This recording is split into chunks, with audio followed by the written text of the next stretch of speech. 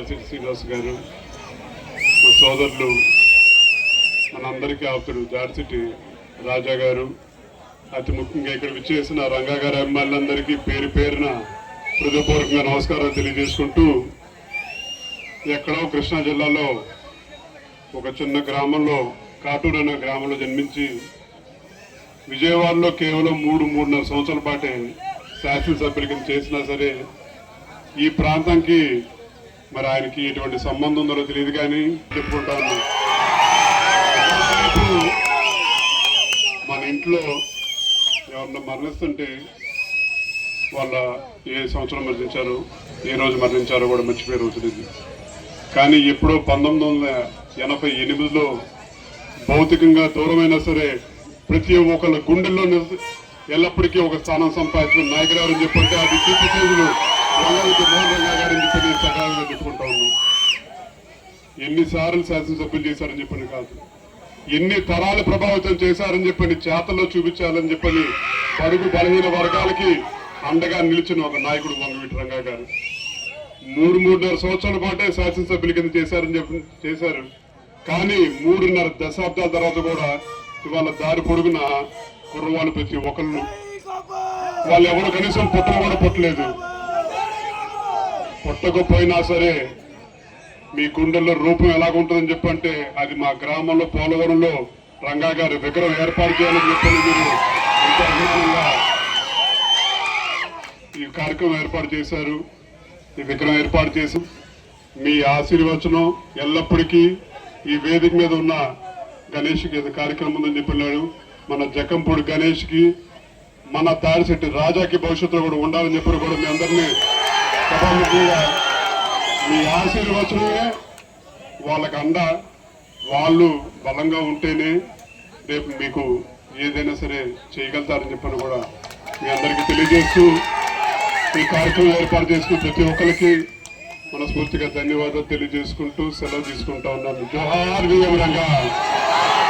మీరందరూ ఒకసారి గుర్తుపెట్టుకోండి, ఆ రోజు నా మీద నేనే ముఖ్యమంత్రి, తెల్లవారు నిద్రలేశాను, వివేకానంద రెడ్డి మర్డర్, నిద్రలే చూస్తే టీవీ సాక్షిలో వేశారు. ఏమని? గుండెపోటుతో వివేకానంద రెడ్డి చనిపోయాడని. నేను కూడా నమ్మాను, పాపం అనిపించింది. సాయంత్రం అయింది, పోస్ట్ మార్టం చేశాం. అది కూడా ఆయన కూతురు అడిగితే పోస్ట్ మార్టం చేస్తే ఇది గుండెపోటు కాదు, గొడ్డలి పోటని తేల్చారు. సాయంత్రానికి నాటకాల రాయుడు మాట మార్చేశాడు. తండ్రి లేని బిడ్డను ఉన్న పెద్ద దిక్కుపోయాడని. అది అయ్యింది. తెల్లవారి నిద్ర లేస్తానే సాక్షి పేపర్ ఒకసారి మీరు గుర్తుపెట్టుకోవాలి. నారాసుర రక్త చరిత్ర నా చేతిలో కత్తి పెట్టి నా జీవితంలో ఊహించని సంఘటనది. నేను రాజకీయం చేస్తాను కానీ రౌడీల గుండెల్లో రైళ్లు పరిగెత్తిస్తాను కానీ సంఘ విద్రోహ శక్తులను అణిచివేస్తాను కానీ ప్రాణానికి కూడా లెక్క పెట్టుకోను కానీ నేను నేరాలు చెయ్యబోనని మీ అందరికీ హామీ ఇస్తున్నా.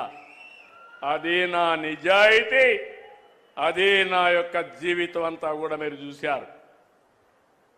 అలాంటిది పాపం ఆ అమ్మాయి కూడా వాళ్ళ చిన్నాన్న కూతురు మోసపోయింది. తర్వాత తెలుసుకునే కొద్దిగా లేట్ అయిపోయింది. ఇప్పుడు తిరుగుతా ఉంది. సెక్యూరిటీ కూడా పెట్టుకొని తిరిగే పరిస్థితి వచ్చింది. నిన్న మీరు చూస్తే ఇంత స్పష్టంగా చెప్పితే, అపవిత్రం చేశారని చెప్తే, అవినీతి జరిగిందని చెప్తే తిరిగి హెరిటేజ్ అనే కంపెనీ తీసుకొచ్చి నా పేరే వేసి తప్పించుకోవాలంటున్నానంటే కరుడు గట్టిన నేరస్తుడు అవునా కాదా అని మిమ్మల్ని అడుగుతున్నా. అలాంటి నేరస్తులతో రాజకీయం చేయాలనా? ఏమంటారు మీరు? అంటే మీకు బాధ్యత లేదా? నాకు ఒక్కడికైనా బాధ్యత రాష్ట్రాన్ని కాపాడుకోవడం మీకు బాధ్యత లేదా? ఎందుకు మీరందరూ కూడా గట్టిగా ముందుకు రావడం లేదు నేను అడుగుతున్నా. మంచిని అభినందించాలి, చెడుని ఖండించాలి, చెడు వ్యక్తులను కూడా ఎక్కడికక్కడ మీరు నిరాకరించే పరిస్థితి రావాలి. అప్పుడే రాజకీయాలు ప్రక్షాళన అవుతాయి. అట్లా కాకుండా ఏదో చిన్న చిన్న దీని మీదనే ఆలోచిస్తా కూర్చుంటే నాకెందుకు వచ్చిందని మీరు ఇంట్లో పడుకుంటే 5 ఏళ్లు మీకోసం నేను కష్టపడ్డా.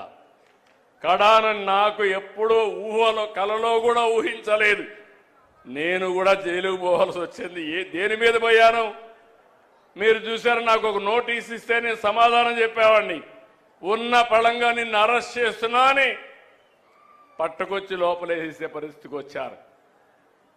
కానీ దేనికోసం పోరాడాను? దేనికోసం? 40 సంవత్సరాలుగా నన్ను అభిమానించారు. ఎవరికి ఇవ్వని గౌరవం నాకు ఇచ్చారు. సమైక్య ఆంధ్రప్రదేశ్లో కానీ ఈ రాష్ట్రంలో కానీ నేను మీరు కష్టాల్లో ఉన్నారని, ఇబ్బందుల్లో ఉన్నారని, దౌర్జన్యాలు ఉన్నాయని నేను కూడా పారిపోతే ఈ రాష్ట్రం ఏమవుతుందని ఆలోచించి నా ప్రాణం పైన పర్వాలేదు ఈ రాష్ట్రాన్ని కాపాడాలని కాపాడడం కోసం ముందుకు పోయాను. చాలా మంది అన్నారు జైల్లో నుంచి మీరు తిరిగి రారన్నారు. నేను ఎప్పుడూ భయపడలేదు. నేను ఒకే మాట చెప్పా, నేను 23 క్లెయిమోర్ మైన్స్ నా మీద వేసినప్పుడే భయపడకపోతే దీనికి నేను భయపడనని చెప్పాను. ఒక పద్ధతి కోసం, ఒక పర్పస్ కోసం ఉన్నప్పుడు భయపడను. అది నా నైజం. ఇప్పుడు చూస్తే నిన్న సాక్షాత్తు వెంకటేశ్వర స్వామి ఫోటో కూడా కౌన్సిల్లోకి తీసుకెళ్లిపోయారు. ఏం తమ్ముళ్ళు, ఇది మీకు న్యాయం అనిపిస్తుందా? న్యాయం అనిపిస్తున్నానని మిమ్మల్ని అడుగుతున్నా. ఇలాంటి వాళ్ళతో నేను రాజకీయం చేయాలని మిమ్మల్ని అడుగుతున్నా. చెప్పులు వేసుకొని వెంకటేశ్వర స్వామి ఫోటోలు తీసుకొని ఇసిరిసేస్తారు. అంటే ఏంటి మీ అజం? ఏంటి మీ అహంకారం? మీ అహంకారం అంతా ఒకటే, ఒక రాజకీయ పార్టీ అని. శివుడి తల మీద పాముంటే మనం ఏం చేయలేము ఒకసారి. అదే అనుకుంటున్నారు.